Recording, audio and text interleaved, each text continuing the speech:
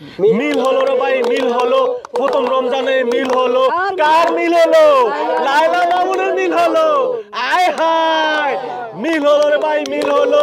প্রথম রমজানে মিল হলো, লায়লা মামুনের মিল হলো। দাঁড়ান দাঁড়ান, সবাই একটু দাঁড়ান। প্রিয় দর্শক, আসসালামু আলাইকুম।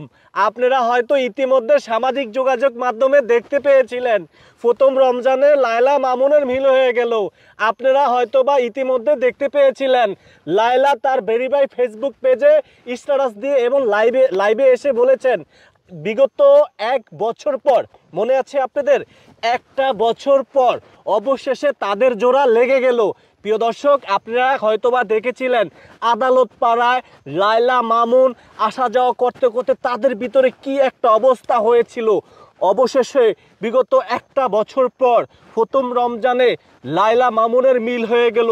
বিষয়টি আসলেই, যারা এই মুহূর্তে দেখছেন বা শুনছেন, অবশ্যই কমেন্ট সেকশনে আপনাদের মতামত জানাবেন।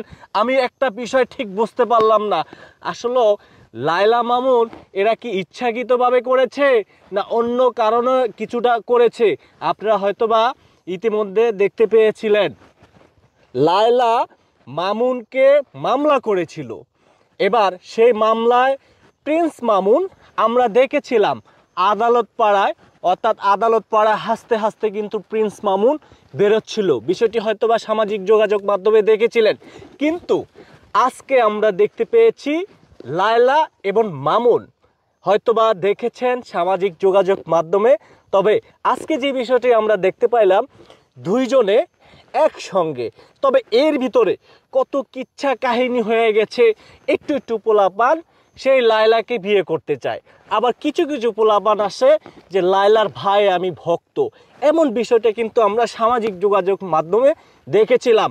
আর মশার কয়েলটি জ্বালানো একটাই কারণ রয়েছে, যদি এখানে কোনো ভাইরাস না আসে বা মশা টশা না আসে, যদিও আমরা বিলের ভিতরে বসে আছি এই জন্য কিন্তু কয়েলগুলা ধরাইলাম। এখানে অনেক মানুষ আপনারা ইতিমধ্যে দেখতে পাচ্ছেন, সবাইরই কিন্তু কামড়াইতে পারে।